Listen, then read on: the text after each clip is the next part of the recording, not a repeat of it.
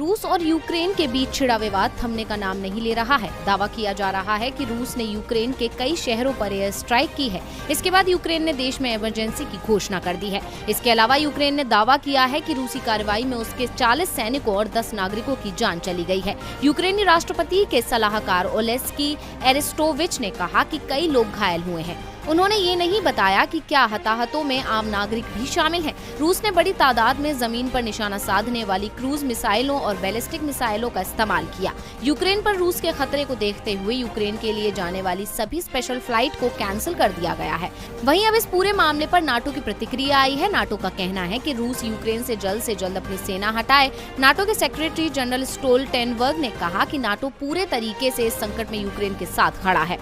NATO सहयोगियों ने ये तय किया है कि रूस के इस कदम के बाद हम उन पर कई तरह के प्रतिबंध लगाएंगे। पश्चिमी देश यूक्रेन के सपोर्ट में आ गए हैं। रूस यूक्रेन तनाव का असर दुनिया की अर्थव्यवस्था पर भी दिख रहा है। उधर दोनों देशों के बीच युद्ध शुरू होने के बाद भारत सरकार भी हरकत में आ गई है। भारत के करीब 18,000 लोग यूक्रेन में फंस गए हैं। हवाई यातायात बंद होने के चलते यूक्रेन में फंसे भारतीयों को भारतीय दूतावास के संपर्क में रहने के लिए कहा है। साथ ही जरूरत होने पर भी घर के बाहर निकलने की हिदायत दी गई है। यूक्रेन में फंसे लोगों को सुरक्षित निकालने के लिए भारत दूसरे विकल्पों पर भी विचार कर रहा है।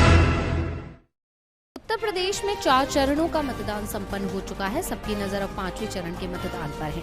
ऐसे में रैली और जनसभाओं का दौर चरम पर है। सभी सियासी दल अब 5वें चरण के लिए कड़ी मेहनत कर रहे हैं और जनता को लुभाने के लिए कई वादे कर रहे हैं। इसी कड़ी में आज सपा प्रमुख अखिलेश यादव प्रयागराज जिले की हंडिया विधानसभा में थे, जहां उन्होंने बीजेपी पर जमकर निशाना साधा है।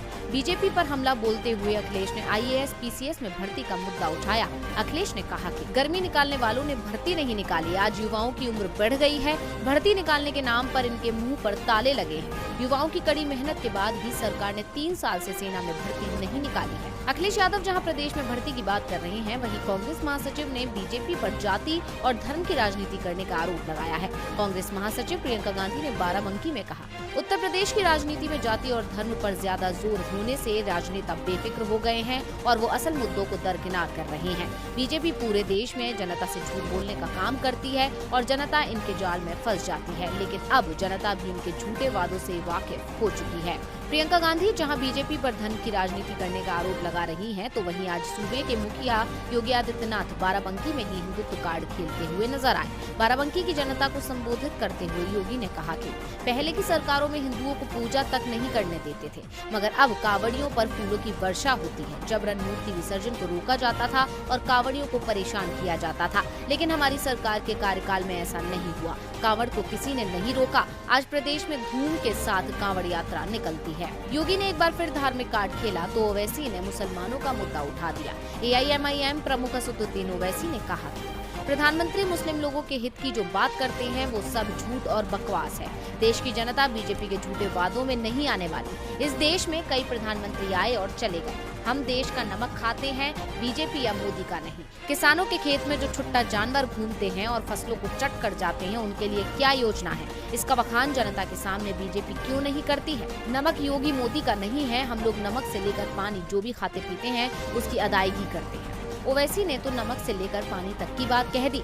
साथ ही बीजेपी के झूठे दावों की भी बात जनता के सामने रख दी। अब जनता किसे झूठा और किसे सच्चा मानती है, ये तो 10 मार्च को ही पता चले।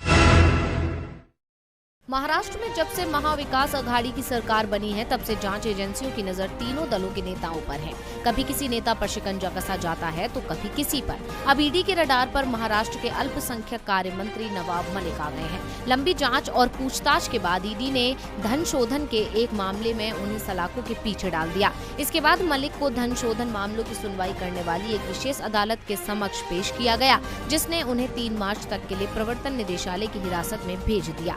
वहीं अब उनकी बेटी से भी पूछताछ की जा रही है। आज वो ईडी के दफ्तर पहुंची, जहां पर सवालों के तीखे तीर छोड़े गए, जिसके बाद उन्होंने कहा कि कुछ महानायक कोई चोगा नहीं पहनते, उन्हें पिता कहा जाता है। नवाब मलिक की गिरफ्तारी के बाद जहां बेटी भावुक हो गई, तो वहीं दूसरी तरफ सूबे का सियासी पारा भी गर्मा गया। मुंबई में महाविकास अघाड़ी के नेता प्रदर्शन कर रहे हैं। इस दौरान उन्होंने नवाब मलिक के खिलाफ कार्रवाई का विरोध किया, साथ ही मोदी सरकार पर निशाना साधा। एनसीपी का कहना है कि सरकार जानबूझकर जांच एजेंसियों के सहारे सहारे मलिक को बदनाम करने की कोशिश कर रही है, लेकिन सच्चाई जल्द ही सबके सामने आ जाएगी।